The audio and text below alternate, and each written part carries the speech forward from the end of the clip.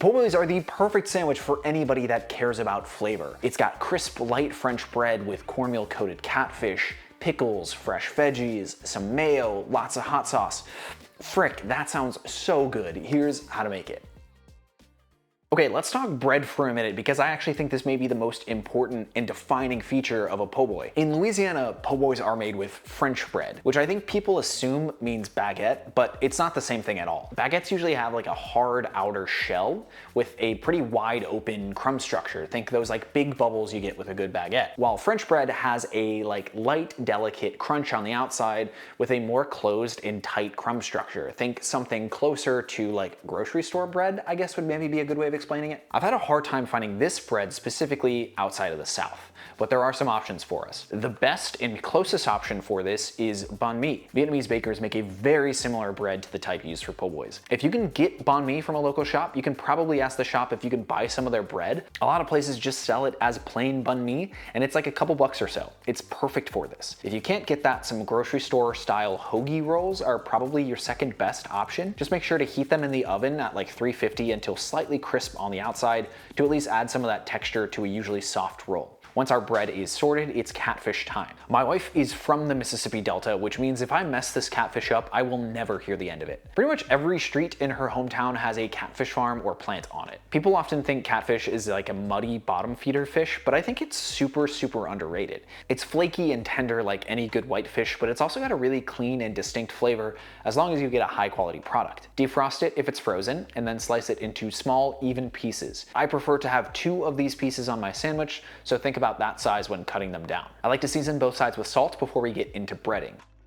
Cornmeal is the classic extra crunchy fish fry breading, but I think all cornmeal gets you kind of a gritty crunch, so I do half cornmeal and half all-purpose flour. For 2 sandwiches, about 100 grams of cornmeal with 100 grams of flour is right. You're just gonna have to judge this based on how much fish you have. Season the dry breading heavily with a solid Cajun seasoning and lemon pepper. To me, nothing screams like a Southern cookhouse fish fry like Cajun seasoning and lemon pepper. That's pretty much all you need for something that's gonna get you really delicious final product. I do like an egg wash here, so you end up with a more cohesive crust, so crack 1 to 2 eggs into a container, add a splash of water, and then whip it with a fork until there are no streaky whites or yolks left. Dunk each salted filet into the egg wash until coated, and then let the excess drip off and put them into the dry. It's nice to have a tall container so you can pretty much just shake it until it's coated. I like my cast iron for this, just like a standard cast iron, because it's easy to flip the fish over and cook both sides. We're gonna need to fill this about 1/3 to a halfway up with peanut oil, and we're gonna bring that up to 375 degrees Fahrenheit over medium heat. For the classic frying setup, put a wire rack to the left, a pot in the middle, and then the raw food is gonna go on the right. Once you're ready to fry, turn your heat up to medium high as the temperature is going to drop once you add the fish in, and you wanna maintain it around 375 to 350. Gently lay your pieces into the pan away from you and set a 3.5 minute timer. This should be enough time to get you a solid crust set on the first side. Give them a flip and let them go for another 3 to 4 minutes. This is enough time for the fish to flake really beautifully, and they're gonna be nice and crispy on the outside. The fillets are gonna be perfectly crunchy and delicate and so good inside the po' boys. Hit them with a little more Cajun and lemon pepper when they come out of the oil, just so they're super seasoned. We need this to hold up to the bread and all the veggies that we're putting on it. And be sure to make a few extra fillets for mid-cook snacks.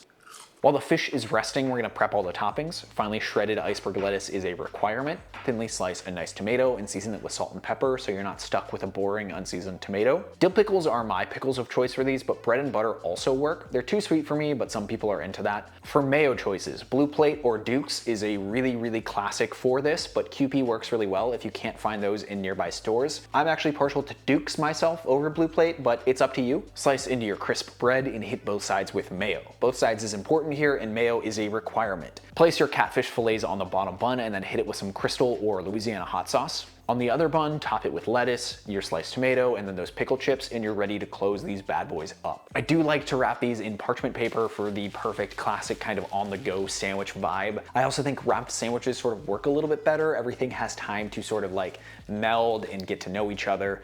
But once you're ready to bite in, you are just going to want to absolutely demolish these sandwiches. Everything is in harmony with itself. You've got the crisp lettuce, you've got the crunchy catfish, it's perfectly seasoned, your bread is gonna be good because you know how to get it now, and this is the way that you should be making po' boys if you can't get them in Louisiana. Honestly, the filling of choice is up to you. You could do this with roast beef, you could do this with shrimp, but in honor of my wife's Mississippi Delta heritage, it feels right to do this with catfish. Massive, massive shout out to the amazing people supporting me directly on Patreon through patreon.com/CameronMarty.